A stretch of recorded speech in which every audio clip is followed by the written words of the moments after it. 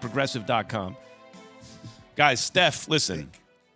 Jay, Keegan, but Jay really is on me about this. You know that I tell the truth about Steph. Not everyone wants to hear it. You tell your truth. I'm not. Go ahead. I'm just going to tell you the truth. But here's part of the truth. When I said about Jimmy Butler, we're trying to hit a moving target. Same applies to all players during their career. Steph, earlier in his career, I noticed in the finals, was not as good as he was at other points. But against Toronto, a series they lost because they had no chance because everyone got hurt, Steph became a very clutch player. He hit big shots consistently in that series. What I see, there was a game at Golden State that it looked like Kawhi was taking over and Steph just started hitting threes and hitting ridiculous shots. Golden State won, right? So sometimes it takes guys a little longer to perform in the finals. They have to get their feet wet, get used to it. Steph was big last night. He was the best player on the floor last night. He's averaging something like 26 points or something.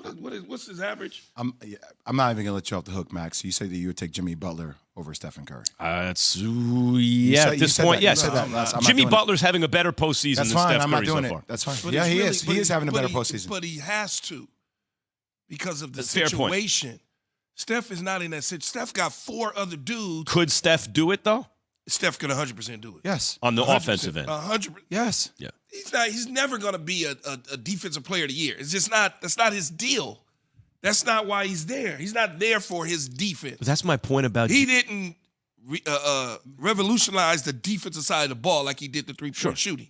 That's my point about Jimmy Butler, though. And not just about Steph, as it applies to Doncic also.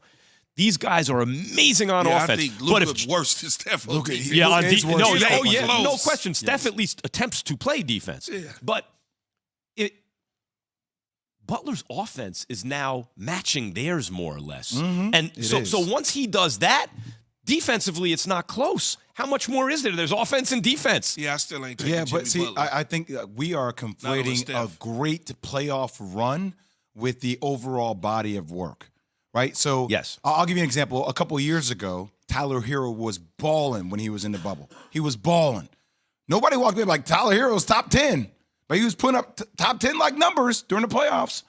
Like, but what if he big time numbers? What if he didn't have a great regular season, but the following playoffs he was even better in the playoffs, and then the following playoffs even better than that? Because that's what Butler did. Then he would be playoff Tyler Hero. Right, and this is playoff Jimmy Butler. And that's okay. Yeah. There's nothing wrong with that. But I'm still he won not Sixth Man of the Year, Max. I'm still not taking him over Steph. But wait, he won Sixth Man of the Year. He has followed that up. So that's what I'm saying to you, though. He just won Sixth Man of the Year. I get it, but in the playoffs that year, in the bubble, Tyler Hero was playing like, given his age and everything, oh my God, superstar level. Tyler Hero's going to get a massive deal, close to a max deal. You know what? Tyler Hero can be a starter for somebody. For a lot of teams, not somebody. He's a really good for player. Probably 27, 28 teams. I understand that, but in the bubble, in the playoffs, he looked like a star. He is a star. He's Sixth Man of the Year. Sixth Man of the Year is not the same as Max as NBA MVP level player. Gabe, I agree with you, but Gabe Vincent and Max Strus are coming up. Are undrafted players who are starting. You're telling me you don't think Tyler Hero should be a starter on this team? It's about rotations, and it's about how to utilize him the right way. That dude is a starter by any means on every NBA team. I'm not arguing he's not starter I'm saying, quality. But you're saying that he didn't follow it up, and you're using that as your argument. And I'm saying he did follow that up. He got Sixth Man of the Year. I think what Max is saying. Not exactly what I'm saying. I think Max is saying 1 year, 1 in the bubble, year 2 out of the bubble, year 3 out of the bubble. I think that's what Max is. Yeah, in the playoffs. I think that's what you're saying. No, I'm just saying in the playoffs, Jimmy Butler was playing at a certain level. Every year in the playoffs, that level seems to rise until this year where it's like, oh, my God, this dude might be the best player in the playoffs. That's what I'm saying. So Tyler Hero, if he was in the bubble, oh, my God, in the playoffs, he's an all-star. If the next year in the playoffs, oh, my God, he might be he's even better. By the third or fourth year, he could be the best player in the playoffs. So for you, you don't need to see it sustained. It's just about when it matters the most, right? Like in the playoffs, because we're seeing that for the first time from Jimmy at this level. This is the next level for him, even than what it was in the bubble. You need to see it sustained. I agree. For how long? I'm saying the trajectory. For how long? If it's trending in that direction and now it's hitting this level. Well, what about Steph Curry though? Because we all started off on this conversation about the Warriors and Steph Curry. we've seen him sustain playoff greatness when he's in the playoffs. You don't think so because he hadn't won an MVP. I think so regardless of the MVP. They wouldn't be in the situation they're in now without him, and he doesn't have to do everything. If I get 25 points a night out of Steph in the playoffs, is that good, Jay? That's great. That's great, not good. That's great. Let me be very clear. I think Steph is great in the playoffs. I think Steph is always great. What I do is I'm looking at where are you normally and where are you the deeper in the playoffs you get. Are you as good as you are normally? Do you get better or worse? And Steph, to me, if you watch his career so far in the finals, has been a lesser version of his best. Okay, so he's been in the finals with Butler is getting to be a better version of himself. But he also was in the finals with Kevin Durant. It's like being in the finals with Michael Jordan along with LeBron James and Kevin Durant all on one team. It's hard. Can I just say this? Like, let's go through it. Mm-hmm. So this guy has not had one season. I'm looking at the season averages here. Regular. Not one season over 25 points a game. Who won? Jimmy? One season. Jimmy Butler? 25, yes. Yeah. 25 points a game. So, like, and he's been to the playoffs like almost every other year since 2011. So, like, it's not like the work has been there, Max, the whole time. Yeah, no, Jimmy Butler, as I said. I don't understand. The whole question about Jimmy Butler is, and it's been this way for a couple years, can he be the best player on a championship team? I don't know, not really. And this year it looks like, I think he can. Yes. By the way, 888-SAY-ESPN, 888-729-3776. You can weigh in on this stuff too. Keyshawn, J. Will, and Max coming to you live from the Seaport District at Pier 17, brought to you by Chase. You want to take a call? Yeah, I want to hear him get on you.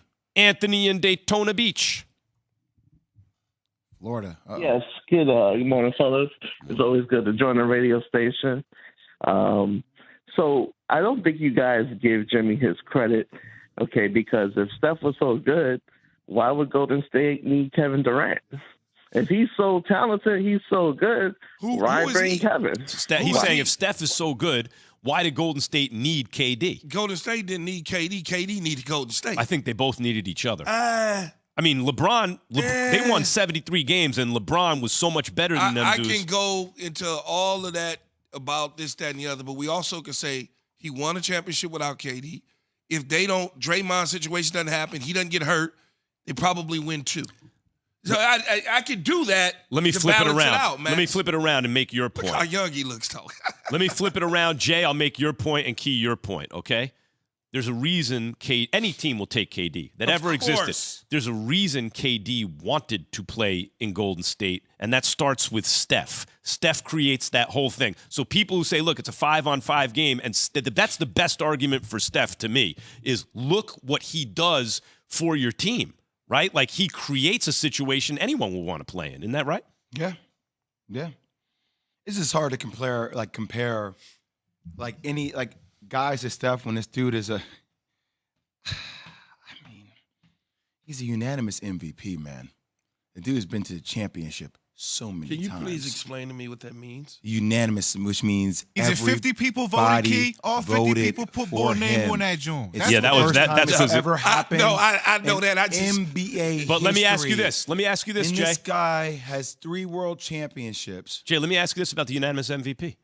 If the vote were to take place after the playoffs, would it have been unanimous MVP for Steph? But I'm not moving the goalposts. That's my point, Key. That's my point. It's still not happening after the playoffs. That's my point. We're still here. That's my point. You gotta do it in the regular season to get to the playoffs and get the right seeding. But doesn't that suggest when push came to shove, he wasn't as good in the playoffs as he was in the regular season? No, because what was his average in the playoffs?